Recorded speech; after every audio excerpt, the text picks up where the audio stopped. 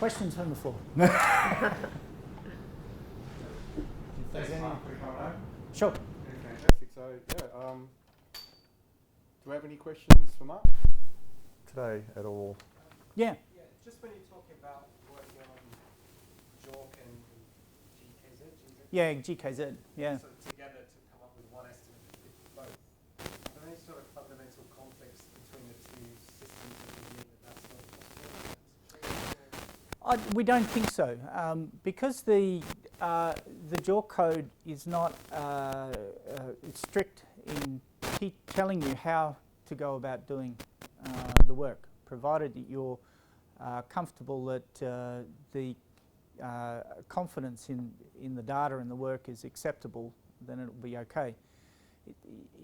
A good example might be one deposit where a fairly shallow deposit, and the GKZ guidelines say that it should be a 50 by 50 drilling grid to reach indicated category. So, whereas we came along, did the geostatistics, had a look at the analysis, and the variability was higher than we were comfortable with at 50 by 50, and said that really you should be sitting more about 30 by 30 to provide sufficient data. So what we're hoping is for both groups to do the analysis at the start and make sure that the drilling grid, say, is going to satisfy both the competent person and the GKZ guidelines, rather than get to the end and tell the poor client they don't get one or the other.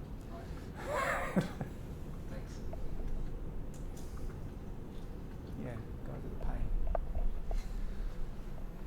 You mentioned in one of the slides about sanctions very briefly that it is an aspect to be considered. But can you tell us, how do you believe the sanctions are currently affecting the mining industry in Russia? Yeah, I think the sanctions are not really impacting a great deal on day-to-day operations in the Russian area. I guess they have been targeted more at the oil and gas industry and the finance industries. However, as we were saying, about 80% of inputs to Russian operations are sourced from within Russia, and essentially it really hasn't made a big impact. Really, the major driver has been the impact of taking finance away from the industry and the operations and starving them for capital, so that you have companies and projects that could well go ahead if only they had access to money. So, and I guess that's probably the way it was designed. I guess I was in country at the time when sanctions were introduced, and anybody who thinks that applying sanctions to Russians is going to change their opinions is probably on the wrong horse. They're quite used to doing without, and they're happy to do so. Really, the deprivation throughout the years of perestroika was severe. They're not frightened of it at all. Mark, it could be argued that Australia distancing itself slightly from Donald Trump, if that's a particular point of view that anyone wants to carry, might actually help us with the Russians. The strong United States alliance that some people see may not be to our best advantage. Being a more independent global power in the geopolitical spectrum is probably better for our business environment for the future. I'm quite happy to work in Australian dollars, it doesn't scare them at all. I'm quite happy to give away from American dollars if you give them the choice. It's interesting, different companies apply different processes. So, some prefer US, some prefer pounds. Pounds is quite common there for quite a long time, and if you do leases and that sort of thing, then pounds is a big driver over there. So, yeah, politics is an interesting area, and it's unfortunate that it's getting in the way of good operations. But geopolitical risk has always been a major driver, because resource projects are never where you really want them to be. They're always in the places where they're most difficult to deal with Doesn't matter who's in power. But yeah, it's hard to say. We've taken the point of view that if we sat on the sidelines because something might happen, then we're 3 years down the track and quite a number of projects now that we wouldn't have done. And I think the mining. The involvement is a positive aspect. Yeah. Stand off. Get turned back. But Russians are very interested in Australian technology. Definitely. Your own, as we can see through the med sector, there was a significant delegation down in Australia at the Osmine conference last month. We've had co-hosted them in Chile. Equipment, open pit services, some slow stability work with other consultants. But they certainly do get out and go out. Yeah. The best of own. Yeah. No, they really hunger for some knowledge, and they're really keen to put it into practice. So it's good to be available and help them. So hopefully the one-man office will soon be 10. Could be. So, What's the local appetite for say something like greenfield exploration, undertaking funding that? yeah, I'm not sure that there's that much money available for it, and the regulatory system, I haven't really got my head around exactly yet how you retain the rights to develop projects. You have these as soon as projects go to a certain size, it's 50 tonnes of gold, it's a bit over 1 million ounces. They become projects of national significance, and you get different rules applying. So I think it just contributes to this idea of uncertainty for companies moving in there about what security they've got over the assets for the future. And, I think greenfields exploration would be an area for the future that has a lot of potential. A lot of the deposits, I think, have been found by chasing up alluvial hits around the place and finding the original source. So there's likely to be blind deposits that are in suitable areas that a good geophysical program might uncover. Especially with a lot of the new technology now, which is really improving your ability to see.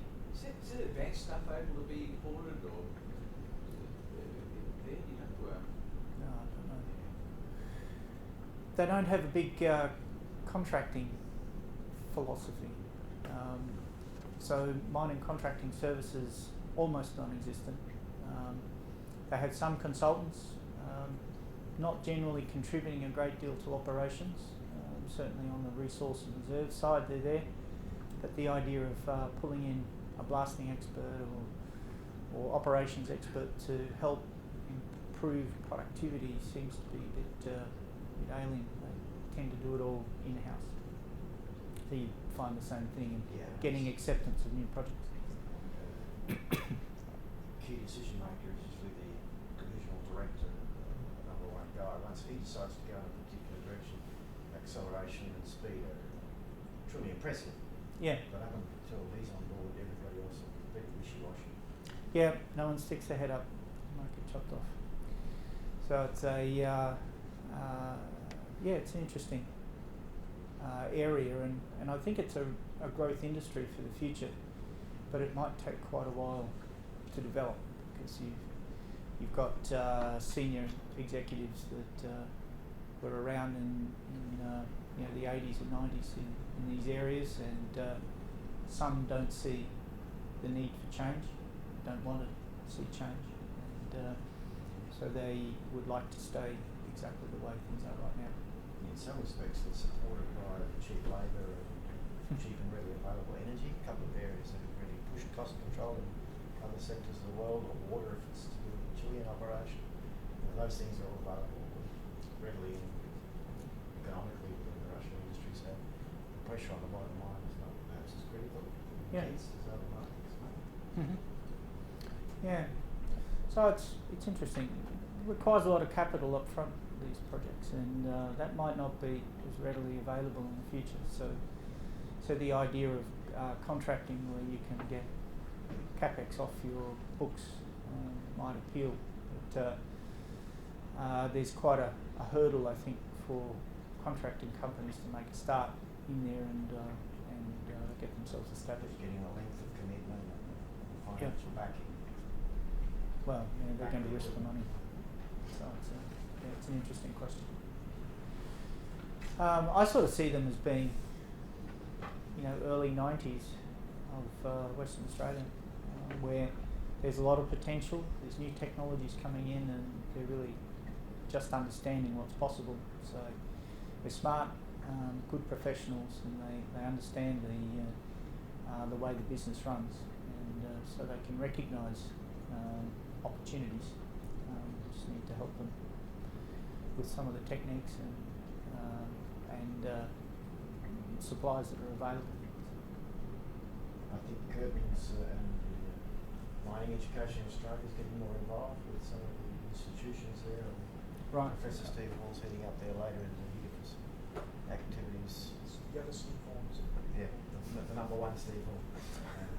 He's going to Russia in September. Yep. I didn't know that. What MEA will be doing in Russia and through which institutions hasn't been revealed yet. I mean, the fact that they're engaging is a good sign. Yes, I think so. And there are some critical programs here that I know of that in Russia the government will sponsor people to go for educations in other universities, and then on an indentured basis, and return back to Russia to put the skills to good use. So there's good programs out there if you can access them. Broadening the topic slightly, Mark, and others, I think sports diplomacy, the global engagement through Confederations Cup in the last couple of months, and looking forward to World Cup soccer next year, is a unique golden moment to engage with Russia, with some of the fences and prejudices and guards very much removed. They really are trying to make a success of that. They've done well on Confederations. Finals is coming again, but there've been no negative incidents around that tournament that I'm aware at all, except Australia losing, but that was rather expected. We're used to that, aren't we? I'm pretty used to that. So- Yeah, look, I think you're exactly right. Having more people in country makes a big difference. The Minex conference last year, there were 5 Australians presenting, either for consultants, suppliers, or companies themselves. And I think as they get to see more of Australian technology and expertise, they'll pick it up more in the future. I think we are reasonably flexible in the way that we can apply things and adapt to new situations, so I think that'll fit quite well with their needs.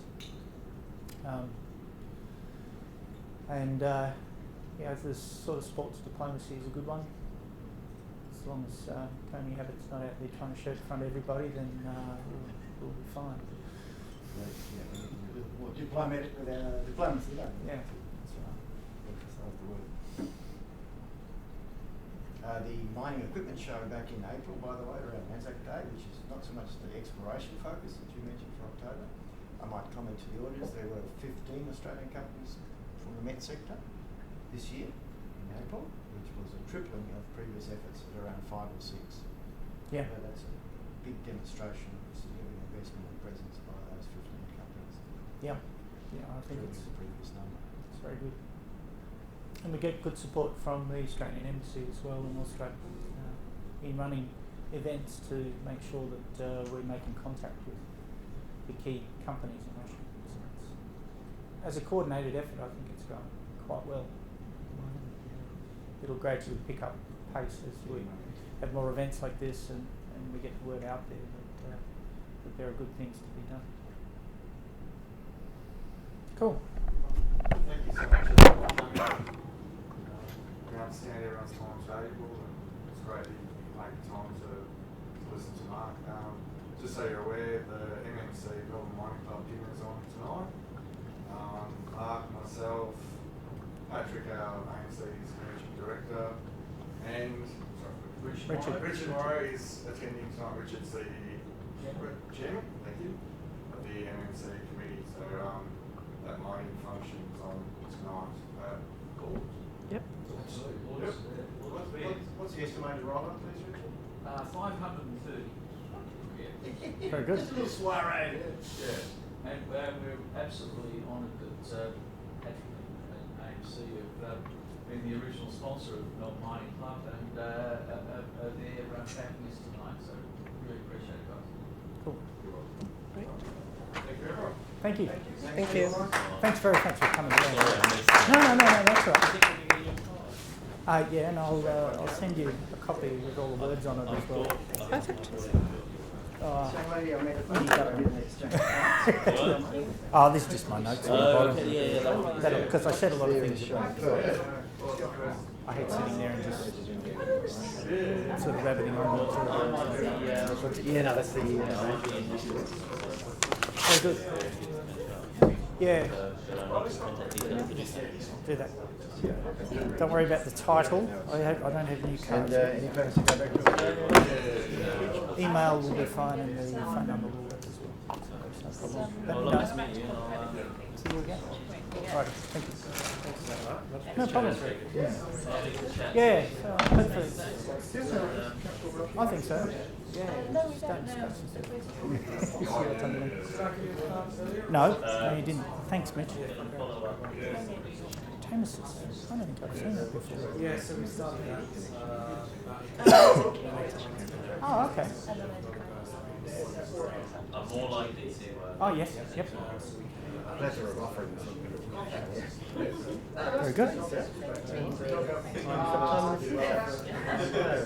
Yeah, you've got to get in and get established. Very good. Well, good luck to you guys. Please. Oh, sorry. I haven't remembered who I've given cards to. I should be better at that. So I said I used to be open pit manager.